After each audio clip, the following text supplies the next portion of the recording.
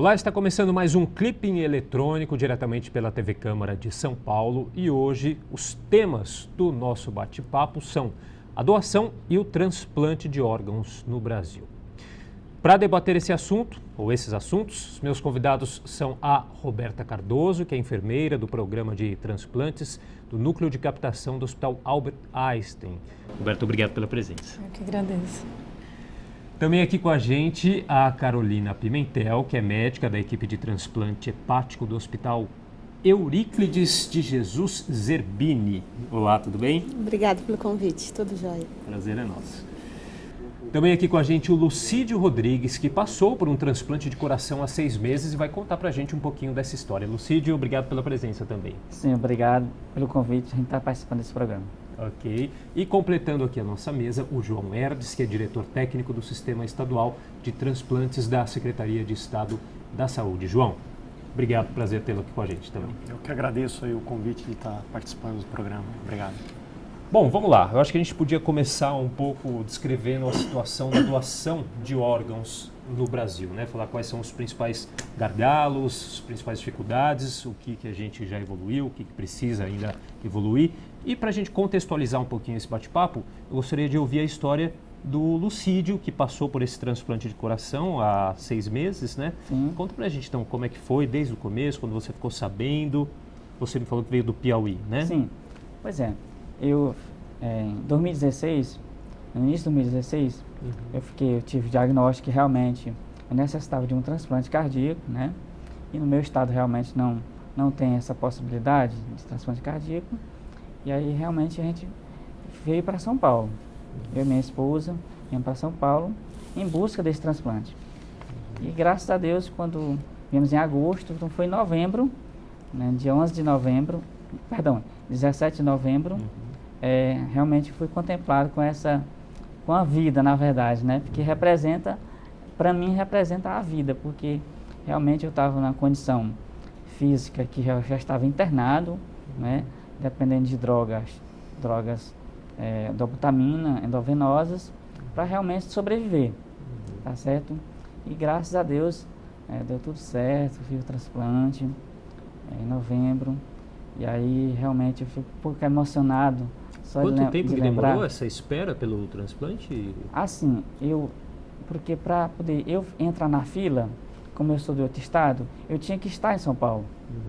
E eu entrei na fila em agosto, em São Paulo. Mas aí piorei aqui em São Paulo, fiquei internado, 43 dias internado, priorizado, para poder, na espera do órgão. E graças a Deus, deu tudo certo.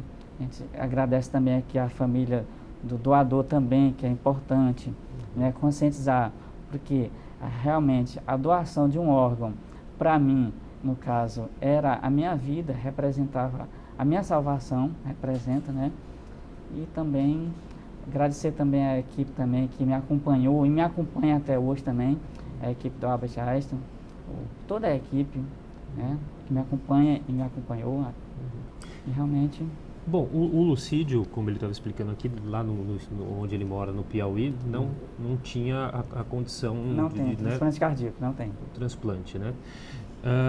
Ainda sobre essa questão da doação, a gente tem números aqui de alguns estados que em 2016 não registraram a doação de órgãos. Roraima, Tocantins, Mato Grosso e Amapá. Quer dizer, a gente tem então situações bem díspares, né, no nosso país em relação à questão da doação de órgãos. Quem gostaria de comentar um pouco sobre isso? João, pode ser por você.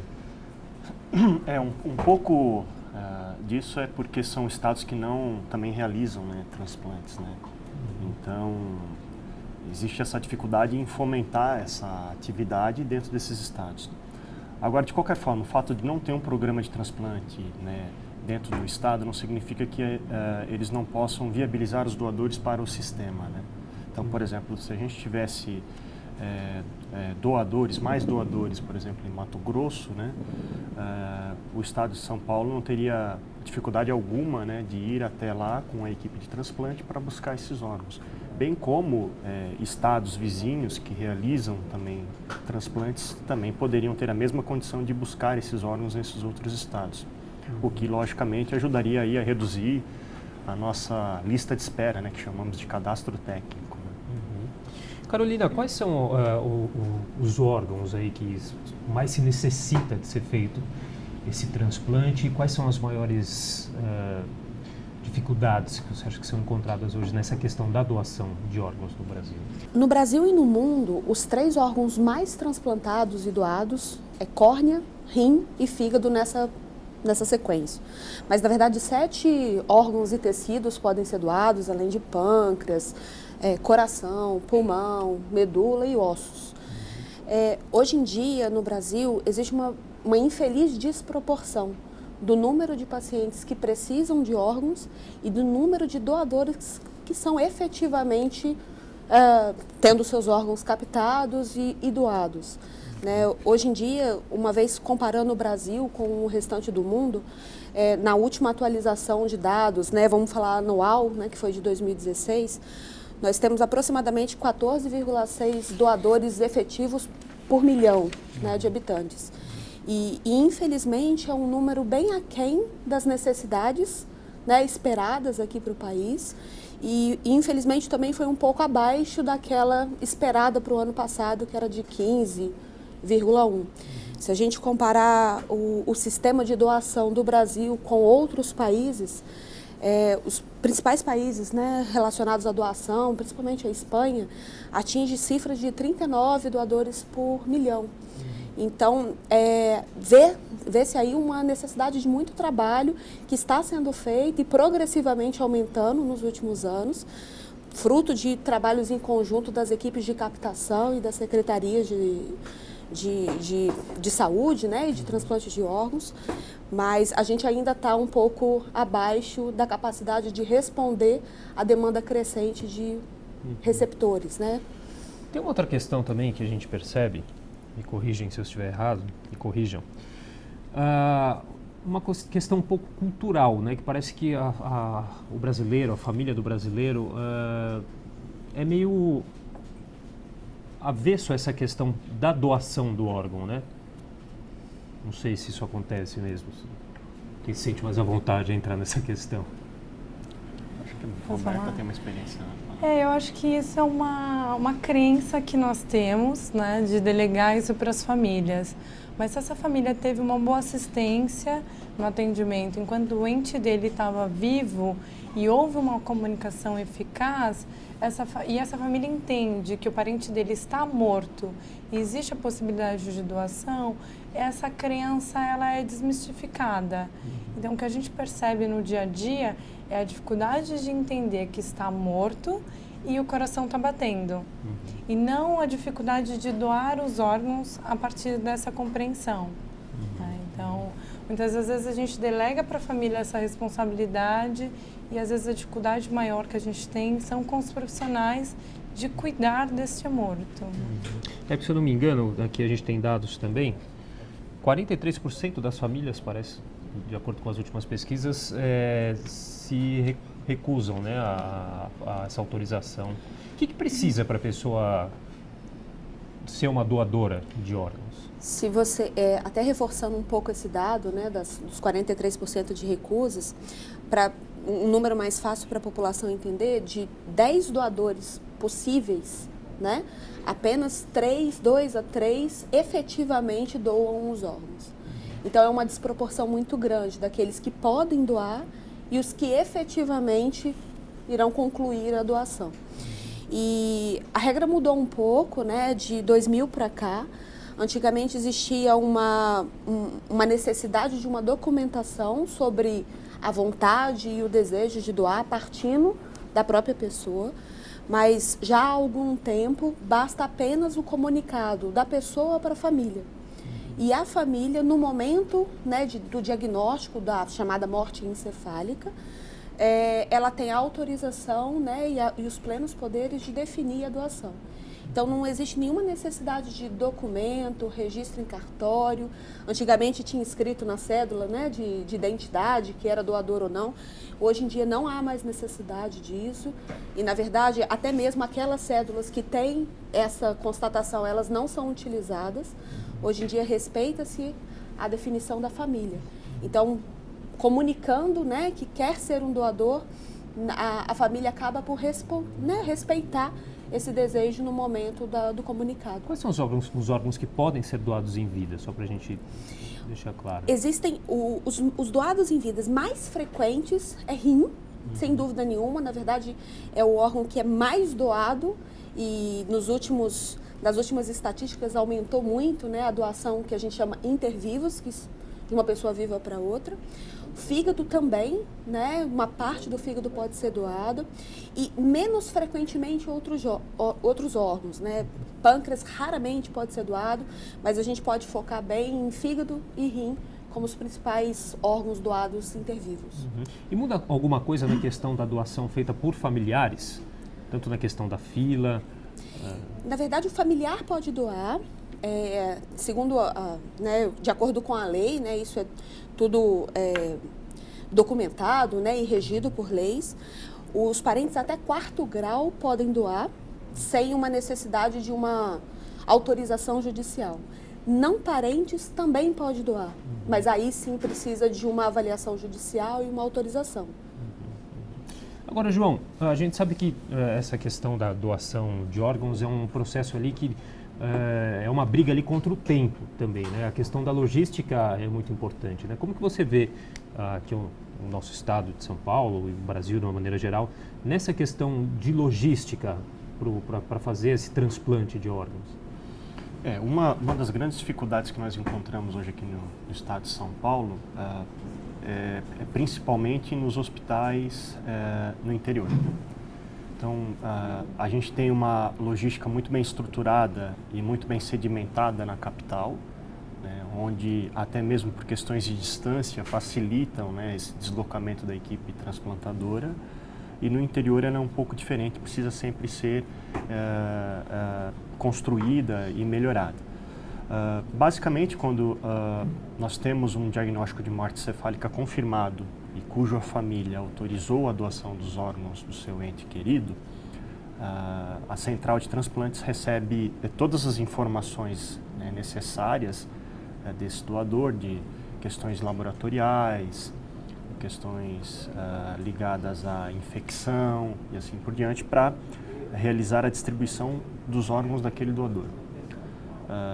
E aí a gente tem um tempo que geralmente é acordado com a família desse doador, e essa é uma dificuldade, né? A Roberta pode até corroborar aqui com um dado, que o processo, ele, para a família do doador, acaba sendo desgastante, né? Porque no momento que ela recebe a notícia de que seu familiar faleceu, diferente de um outro, né, paciente que faleceu e já está no necrotério, que a família já pode começar a pensar nas questões de cortejo fúnebre, na morte cefálica não, a gente precisa em torno de 24 horas para começar aí a extração desses órgãos e aí devolver o corpo para a família. Então, o tempo ele é importante, primeiro, porque eu tenho uma família que está sofrendo lá do outro lado, e quanto mais tempo se passa, geralmente aqui nós temos uma dificuldade na manutenção hemodinâmica desse potencial doador, esses órgãos eles vão perdendo qualidade. Então, quanto menor esse tempo, melhor é para o sistema, melhor é para o receptor. Aqui no estado de São Paulo nós temos um apoio de infraestrutura muito grande, de apoio de polícia militar, polícia civil, contamos com contratos com empresa de transporte terrestre, transporte aéreo. Teve até um decreto assinado pelo presidente Michel Temer, né, no ano passado, que parece que fez aumentar muito aí, acho que 3.000% o número do utilização da Força Aérea, né, da FAB, tem que ter um avião disponível para essa Aqui no estado de São Paulo, até antes de ter esse decreto do presidente, o estado já se comprometeu em pagar o transporte aéreo para as equipes transplantadoras. Então, aqui no estado de São Paulo, isso, né, nunca foi uma grande dificuldade, né? Então, sempre o estado entendeu que isso era um dever dele, de agilizar esse processo e viabilizar as captações não só dentro do estado de São Paulo, mas como fora do estado de São Paulo também. Então, a gente busca também fígado, coração, pulmão em outros estados também. quais outras dificuldades, Roberta, aí como o João vinha falando, que você acha que acabam dificultando esse processo de identificação do transplante? A gente acompanha as famílias, né, todo aquele processo de elaboração do luto, né? E essa questão, ela passa por várias fases, né? E elas oscilam, ela não tem uma regra, né? Nós compreendemos as fases que as famílias passam, mas elas oscilam entre uma fase e outra, né? Por isso que eu falei da questão cultural. Se essa família, se é identificado qual fase que essa família está e essa família tem uma assistência, essa compreensão do luto, né, de perder o familiar dele, está morto, mas eu não posso levar para casa, facilita essa fase para a família, né? Que é claro que o nosso objetivo é o transplante, mas no dia a dia o nosso foco é acolher aquela família, para que ela compreenda melhor aquele momento de perda e aí ela possa pensar no próximo, né? Se ela não conseguiu digerir este momento, os índices de recusa vão ser cada vez maiores. E Lucídio, em cima de tudo isso que a gente vem falando, o que você poderia acrescentar do que você vivenciou de dificuldades para a gente poder debater um pouco aqui? Porque você passou por esse problema, eu acho que seria legal você falar sobre questões específicas aí para a gente poder levantar aqui. Assim, eu acho também, tratando do tema de respeitar as pessoas ainda desconhecem muito no Brasil o resultado bom que é o transplante. Eu acho que é pouco divulgado, né? E aqui eu parabenizo aqui a você, o programa, em estar mostrando isso, porque, tipo assim, às vezes a pessoa, não, mas eu vou doar o órgão do meu ente querido, mas será que essa pessoa vai viver bem? Será que ela vai ter uma vida normal? Será que vai dar certo? Tá certo? É importante isso. E realmente, os transplantados hoje, eles têm uma condição de vida muito boa, tá certo? Uma qualidade de vida boa. Realmente, aquele órgão salva a vida de uma pessoa. Acho que precisa ser divulgado melhor isso, para a pessoa, para que a própria familiar ter a consciência cada vez mais de que vai ter um resultado positivo naquela doação. Eu acho que é importante isso, a gente tá. E você também tem uma experiência, porque você é enfermeiro então, também, né? Enfermeiro, tem esse lado também que... Pois é. E aí, por conta disso, a dificuldade também hoje, como já foi dito aqui, alguns estados não têm essa logística, tá certo? Transplante. Ou seja, não é todo paciente que precisa de um coração, de um órgão, que pode se deslocar de um estado para outro, tá certo? Isso é uma grande dificuldade também. Por exemplo, no meu estado, toda pessoa que pode sair do estado do Piauí e vir para o estado de São Paulo? Essa também é uma questão que também realmente tem dificuldade. E também a questão de esclarecer, realmente, ainda desconhecem a própria pessoa, tem estado, por exemplo, no Piauí, que realmente não sabem nem referenciar os pacientes para as instituições que realmente recebem e que realizam o transplante, tá certo? Também passa por essas questões também. Acho que no estado do Piauí não faz, tem outros estados também que não fazem, acho que passa por essas questões. Eu realmente... Isso que o Lucídio está colocando é uma colocação fantástica, assim, essas duas questões, né? Primeira questão de divulgar isso, mostrar que o transplante é positivo. É uma questão que salva vidas. Salva vidas. Até esses dias, andando na rua, vi um carro com um adesivo, isso me chamou muita atenção, e o adesivo justamente falava assim, eu sou um paciente transplantado, doe seus órgãos, acredite nesta causa. E eu fiquei comovido com isso, né? Porque a gente trabalha, né, nessa área, né, doutora Carol, né, e justamente para ver um paciente como o Lucídio aqui agora e dando esse depoimento, dizendo, olha, eu estou aqui, estou vivo, isso é emocionante. Só para ter a ideia, aqui para vocês aqui, eu estava numa condição de internado no hospital, que eu não poderia sair, eu tinha dificuldade para tomar banho em pé. Não conseguia nem andar. Não conseguia andar, não conseguia nem tomar banho em pé. Imagina uma condição dessa. Hoje Hoje eu já posso sair, eu já faço academia, já faço esteira, meia hora de esteira, eu já faço musculação, eu já vou fazer compra, já vou ao supermercado, eu já vou à feira, eu já ando. A vida normal, né? A vida normal. Ou seja, para quem estava internado, não conseguia nem tomar banho, não conseguia sair do hospital, não conseguia andar, para mim é uma nova vida, não é não? Nossa. E o que é interessante... Mudou muito, né? E o que é interessante é não só a parte de divulgar isso, né, de quem foi transplantado e está aí para dar esse depoimento, mas também para próprias equipes, né, Roberta, que trabalham com captação e que nunca vê esse outro lado. Né? Então, isso é importante também, porque quem trabalha na captação de órgãos sempre vê o lado, não é que é o lado ruim, mas é o lado do sofrimento, né, Roberta? É o lado daquela família que perdeu o ente querido, acabou de receber a notícia de que o seu esposo, que seu filho, que seu pai faleceu, né? E Mas abruptamente precisa isso tomar uma traz. decisão sobre a doação. E a Roberta, daí, com a experiência dela, pode falar disso. Isso emociona muito a gente, mas isso emociona tanto a gente quanto as famílias. Porque quando a família conhece alguém que foi transplantado, a reflexão é outra. Então, esse processo de luto, para eles, ele é mais ameno. Porque eu sei que eu vou ajudar alguém, porque conheço alguém que teve esse benefício. De alguma maneira, aquele ente querido dele está vivendo de alguma forma ali, né, no corpo de uma outra pessoa. Isso, está Salvou a vida de colaborando outra para que pessoa. outras famílias não sintam a mesma dor que eles sentem, né?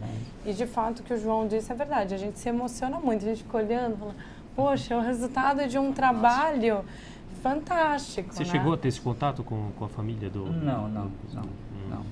Mas não cheguei a ter esse contato, não é? Mas gostaria de agradecer muito pela família desse ente querido, né? Realmente orar e agradecer todos os dias por ter me dado a vida, né? sentimento de gratidão, E até mesmo né? porque também não é só a minha vida, é a vida também minha e de meus familiares. Por quê? Isso representa a felicidade da minha esposa, da minha mãe, dos meus familiares. É assim, é uma nova vida para mim e para minha família. Tá Desculpa, certo? pode falar. Não, e vendo, né, os profissionais, o João que trabalha com a parte técnica da logística, ela que trabalha com a parte da captação, e a gente que trabalha na linha de frente, né, como se fosse eu e ele juntos, tentando superar uma fase que é muito difícil. Né? Eu trabalho com transplante de fígado e a gente vê os doentes no limiar da vida. E esse limiar, ele é muito tênue. Ao mesmo tempo que ele tem a chance de estar aqui dando uma entrevista, bem, fazendo compra e academia, a gente sabe que existe um risco muito grande de vir a falecer na fila de transplante. E isso, infelizmente, é uma realidade de que a gente tem que acostumar e, ao mesmo tempo, trabalhar efetivamente para mudar essa realidade. O número de pacientes que acabam falecendo esperando na fila de transplantes ainda é muito grande. Né? E mostrar para as equipes, né, para o pessoal da logística, para o pessoal da captação, para os pacientes e principalmente para as famílias de todo o Brasil, né, de todo o mundo, da importância da doação, vem disso daqui. Né, de mostrar que tem os médicos que estamos trabalhando para garantir que o paciente consiga esperar, né, o seu momento de receber o órgão, o paciente que se esforça, né, e luta pela vida naqueles momentos finais, e as equipes de apoio que estão efetivamente correndo atrás para que as condições melhorem. E a gente vê essa melhora. Né? Dos últimos anos para cá, existe um crescimento de doação, um crescimento de captação, uma melhora da logística, mas existem ainda muitos locais no país que precisam desse estímulo, né? De usar bons exemplos, como, por exemplo, a gente tem na região sul do país, que tem um sistema de captação de órgãos muito bem, que bate aí de páreo com países de primeiro mundo e que devem espelhar os outros locais. Mas isso que a doutora Carolina falou, só para exemplificar em números, né, de pessoas que estão falecendo hoje à espera de um órgão, né, o fígado hoje é o que, né, mais tem taxa de mortalidade, né, por essa espera. Hoje, 40% dos pacientes que aguardam por um transplante no estado de São Paulo vão morrer porque a gente não consegue ofertar um órgão para esse receptor. Quer dizer, a questão, o problema ali da doação mesmo, de não ter não tem um órgão para transplantar. 27% dos pacientes que aguardam por um transplante de coração vão morrer porque a gente não consegue encontrar um coração para transplantar. E assim, isso ainda é muito subnotificado, né? O Lucino falou que em alguns estados a gente não tem programas de transplantes. Para vocês terem ideia, transplante de pulmão ele só acontece no Ceará, no Rio Grande do Sul e em São Paulo. Em todos os outros estados do país não existe um programa de transplante pulmonar. Então aquela pessoa que mora lá no Amazonas e precisa de um transplante de pulmão, se ele não tiver primeiro conhecimento, né, para procurar uma equipe, né, conhecimento para entender que existe essa possibilidade, né, de transplantar, ele vai falecer. Conhecimento, tecnologia, qual que é a principal carência para que isso não aconteça? Falta investimento naquelas áreas, né, para construir um programa de transplante sólido. A doutora Carolina pode aqui corroborar com isso e em números dizer que isso não é fácil de ser construído, né, precisa de uma equipe grande, precisa de uma estrutura grande para conceber um programa de transplante como de coração, fígado e pulmão. E pensar, né, quando a gente pensa no SUS, em descentralizar, em dar oportunidade para todos os pacientes, né, se eu não consigo construir isso de forma adequada, então pelo menos que eu consiga trazer esses pacientes para os estados onde se realiza transplante. Bom, a gente tem um dado aqui que o Brasil é o país com o segundo maior doador de rins em números absolutos, mas levando em consideração a proporção de habitantes e doadores, essa posição cai para a 33ª posição. Tem essa questão aí, às vezes, que fica um pouco confusa, que é a questão de números absolutos e essa comparação com o número de habitantes, né? Na verdade, o Brasil é um país com uma extensão muito grande. Então, quando a gente analisa os números absolutos, ele é o segundo que mais transplanta no mundo, só perde para os Estados Unidos. Mas quando a gente pega, e aí é o que a gente estava conversando aqui sobre a questão de doadores, a gente peca. E aí a gente cai lá para a 30ª posição. E isso foi muito bem documentado, né? Todo ano existem recordatórios dos números de transplantes, doações, pacientes ativos em fila, que são liberados pela Associação Brasileira de Transplante de Órgãos. E graças a essa documentação, a gente consegue ter esse dado bem real e, na verdade, é um ponto. Precisamos atuar cada vez mais no incentivo, na educação sobre doação e captação de órgãos. E isso não é só a família, isso é toda a equipe de saúde. A conta de ter poucos doadores não é só por conta das famílias não terem, às vezes, a informação sobre o que é esse processo. Tem que ser passado essa educação também para os profissionais de saúde, que não podem encarar, e infelizmente isso é visto em alguns locais do Brasil, o paciente com um diagnóstico de morte encefálica como um paciente que já morreu e que não há mais necessidade de um investimento adicional. A gente fala que um paciente com morte encefálica é um paciente que está ali, ele e mais pelo menos 7 vidas. Então é um paciente que merece a atenção de toda a equipe para que ele seja preparado e viabilizado, né, e o contato para as centrais de transplante. Quer dizer, acho que há muitos outros setores que poderiam se envolver mais nessa causa, nessa questão de divulgação e de esclarecimento para chegar a essa conscientização, né? Até a própria mídia, né? Eu peguei aqui uma notícia, aqui, uma atitude simples, a corrente do bem no WhatsApp. Pessoas estão se tornando doadoras de órgãos através do grupo da família. Talvez até porque seja um assunto um pouco, às vezes, difícil de falar. Aí acharam aqui um meio pelo WhatsApp de tornar essa conversa mais fácil. Tem essa questão também, não é um assunto tão simples de ser tratado. Porque basta falar, né? Basta falar para a família, né? Não existe documento. Apesar, né, parece ser tão simples. Mas é uma conversa dolorida em alguns momentos, né? Eu lembro de uma situação que uma mãe reuniu os filhos no Dia das Mães e falou, olha, gente, eu sinto que eu vou morrer em breve e eu gostaria de dizer para vocês que eu sou doadora. Quem vai parar para pensar em morrer no Dia das Mães, né? Sim. Mas essa conversa facilitou a decisão dos familiares, né? Os filhos tinham um embasamento para tomar a decisão. Mas não é comum, né? Falar de morte no Dia das Mães. Então, a gente tem a dificuldade de lidar com a morte. Então, uma vez que isso seja inserido nas conversas entre os adolescentes, na mídia, a família vai ter mais ferramenta para conversar sobre doação, sobre doença, sobre outras questões. Né? Então, tem uma questão educacional também, é muito né? mais fácil falar antes do que naquele momento sim. de sofrimento. Exatamente. Por isso que a gente encoraja as famílias a conversarem sobre o assunto. Não precisa ser no Dia das Mães, mas a qualquer momento, conversar, levantar essa história, porque no momento de dor e muitas vezes de susto, porque uma das principais causas de morte encefálica são traumatismos e né, uma linguagem mais leiga, derrames, né, que são os acidentes vasculares cerebrais. E são situações agudas, são situações repentinas. Não dá para se preparar. E uma vez ocorrida, não dá tempo de ter uma conversa ampla, aberta, esclarecedora com o restante da família. E como que vocês acham que o poder público aqui no nosso país trata essa questão de divulgação para fazer esse incentivo a essa conscientização? A gente vê algumas campanhas que acontecem, mas vai pelo caminho certo? É suficiente? O que vocês acham? Eu acho que a gente peca um pouco ainda.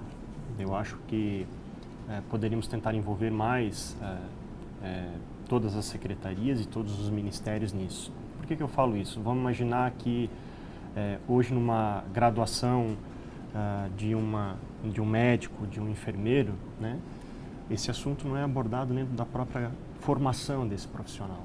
Né? E aqui, como a gente sinalizou, existe um grande problema desses profissionais também levantarem isso como uma bandeira, né, e realizar a notificação desses potenciais doadores, realizar o manejo adequado, a manutenção hemodinâmica adequada desse potencial doador. Então, isso é um fato. A parte de investimento, a gente precisa olhar para esses outros lugares ainda que são carentes, né, desse procedimento. Né? Precisa olhar então para a região norte do país, onde ainda existe poucos programas de transplantes. Então, a gente observa lá 1 ou 2 programas, um de fígado e um de rim, né, mas coração, pulmão, só na região sul e sudeste. O problema não está no nosso modelo, né, João? Mas sim na questão dessa falta de investimento. Sim. Ou não, ou há modelos mais modernos, mundo afora, que podem ser copiados. Na realidade, o nosso modelo é um modelo misto, né? Ele é um modelo derivado, na verdade. Então, a gente hoje adota um pouco da política americana nos Estados Unidos, quando a gente fala de organização de procura de órgãos, que a gente tenta descentralizar, né, essa atividade de buscar o doador, mas a gente também adota um pouco o modelo da Espanha, o modelo europeu, que é o que são os coordenadores intra-hospitalares, e aqui no Brasil chamamos de comissão intra-hospitalar. Mas aí, quando eu penso em comissão, eu acho que falta investimento. Por exemplo, hoje a comissão intra-hospitalar, ela não é uma atividade reconhecida como uma comissão de infecção hospitalar. Vamos pegar como um exemplo, para a gente tentar entender um pouquinho isso. Todo hospital hoje, ele é obrigado a ter uma que a gente chama de CCIH, que é essa comissão de infecção. E são funcionários contratados exclusivamente para esta finalidade. Na CIDOT, que a gente chama de comissão intra-hospitalar, de doação de órgãos e tecidos para transplante, são profissionais que, na sua maioria, eles estão atuando em algum setor, né? É um enfermeiro que trabalha lá no pronto-socorro, é um enfermeiro que trabalha na UTI, né? E quando dá, ele vai lá realizar o que a gente chama de busca ativa, verificar se existe algum paciente neurologicamente grave no qual poderia ser aberto o protocolo de morte cefálica. Então, acho que se a gente conseguisse dar esse passo e profissionalizar isso, tornar essa comissão obrigatória e que realmente fosse profissionais contratados exclusivamente para isso, e aí, lógico, ter um controle de monitoramento, de eficiência, né, para a coisa funcionar, eu acho que a gente teria tudo para dar certo, ter melhores resultados. Existem vários pontos para serem melhorados, agora mas sem dúvida esse investimento na captação, diretamente ele influi na doação, e a doação, por última instância, vai aumentar o número de transplantes. Agora a gente precisa sinalizar uma coisa aqui, né, que mesmo mostrando isso, que há uma oportunidade de melhorar, nós fazemos muito com pouco. Né? Então hoje, né, com os próprios dados como você já apresentou, nós somos o segundo em número absoluto, temos aí um número ainda que pode melhorar quando pegamos por doador em 1 milhão de população, mas olhando a estrutura que nós temos hoje no Brasil, no estado de São Paulo, enfim, nós fazemos muito com pouco, né? Sem dúvida. Bom, Lucídio, eu queria saber, você já falou um pouquinho da sua vida após o transplante que você fez. Você, antes de tudo isso acontecer, você já pretendia ser um doador de órgãos? Qual é o seu pensamento agora? Assim, antes eu não tinha como o próprio colega falou ali, a gente não tinha essa discussão, apesar de eu ter uma formação universitária relacionada à saúde, a gente não tem essa discussão. E realmente eu nunca tinha discutido com meus familiares essa questão, tá certo? Agora, hoje, depois de tudo isso que aconteceu comigo, com meus familiares, a gente já passa a ter uma visão diferente. A gente passa a ter conhecimento, tá certo? A família, a gente passa a ter conhecimento, tá certo? Ou seja, você não tem uma opinião formada do que você não conhece. Concorda? Sim. E aí, tipo assim, a gente precisa primeiramente conhecer, discutir, para poder formar opinião. Infelizmente a gente Tá certo? precisa Infelizmente, precisa ver de muito conhecer, perto, né, para às vezes passar a conhecer. Justamente. Mas por quê? Porque realmente não tinha esse conhecimento, eu não tinha esse conhecimento, não tinha essa discussão na família e realmente não tinha uma opinião formada. Uhum. Bom, a gente falou sobre algumas questões aí que eu acho que é interessante, a gente já falou um pouco da questão da divulgação, conscientização, burocracia de todo o processo, da logística. Sobre essas três principais aqui, da conscientização, burocracia e logística, o que vocês acham aí que ainda pega mais, que a gente precisa ainda avançar mais? Eu acho que é um misto da conscientização e da logística. Apesar da burocracia, às vezes, é encarada como um termo ruim, ela é necessária porque é um processo muito transparente e muito bem documentado. Isso eu acho que é importante até para as famílias saberem, né? A credibilidade, né?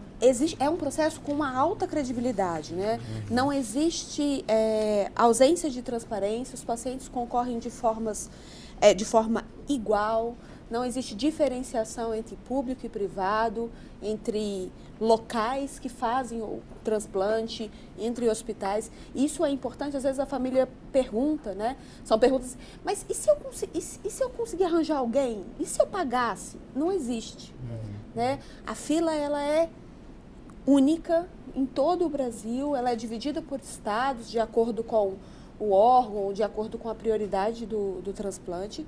Então, essa burocracia, embora um termo que às vezes a gente escuta com uma certa aversão, ela é necessária. Mas conscientizar família, equipe médica, hospitais e investimento público, sem dúvida, né? O João já falou isso de uma forma bem clara.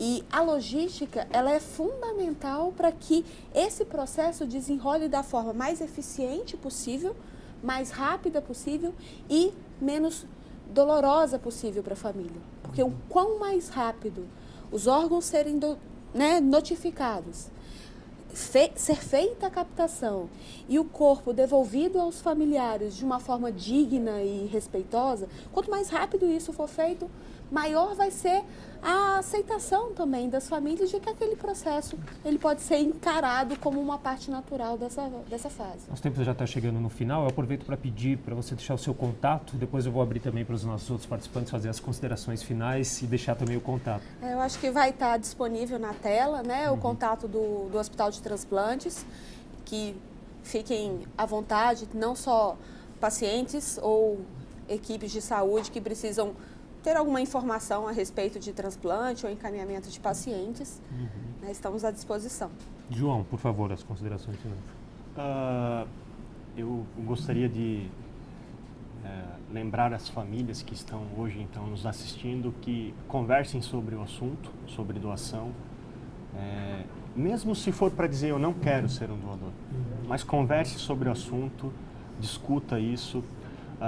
E gostaria de deixar um convite, né, para quem quiser conhecer a Central de Transplantes, né, tem aí o contato de e-mail na tela, por favor nos escreva.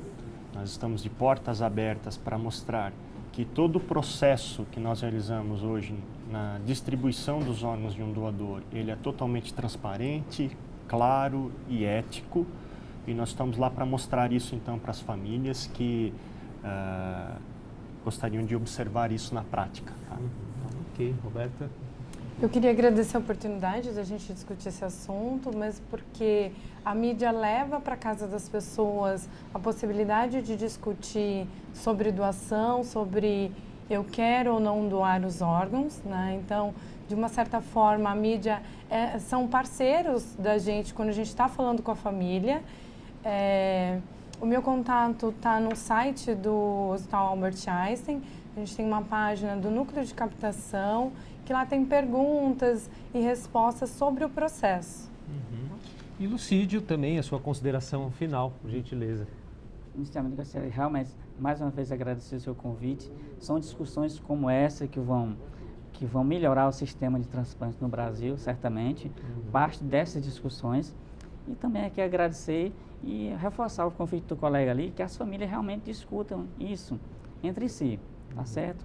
E realmente aqui agradecer também mais uma vez aqui toda a equipe do Albert Einstein que me acompanha, que me acompanhou, que realmente eu sou muito grato e serei sempre grato por isso também. E pelo familiar do doador também, que realmente salvou minha vida. Gostaria de agradecer de coração, propriamente dito, né? Tá bom. É isso. Obrigado, aí. Viu, gente? E eu também que gostaria de agradecer demais a participação de vocês aqui, todos esses esclarecimentos, a gente poder aprender um pouquinho mais. Foi muito bacana. Estamos disponíveis aqui para o que for preciso. Gostaria de deixar o meu e-mail também aqui. Por favor. É lucidio10@hotmail.com. Se quiser mandar algum contato, alguma dúvida. Lembrando que o Lucídio também é enfermeiro. Também sou enfermeiro também. E apesar disso, a gente passa a conhecer mais, ter experiências diferentes, né? Às vezes pode ter tirado dúvida de alguém que desconhece, a gente está à disposição, tá bom? Tá ótimo, gente. Muito obrigado. Tá bom? Eu agradeço. O programa Clipe Eletrônico de hoje vai ficando por aqui e obrigado a você que nos acompanhou. TV Câmara São Paulo, informação para a cidadania.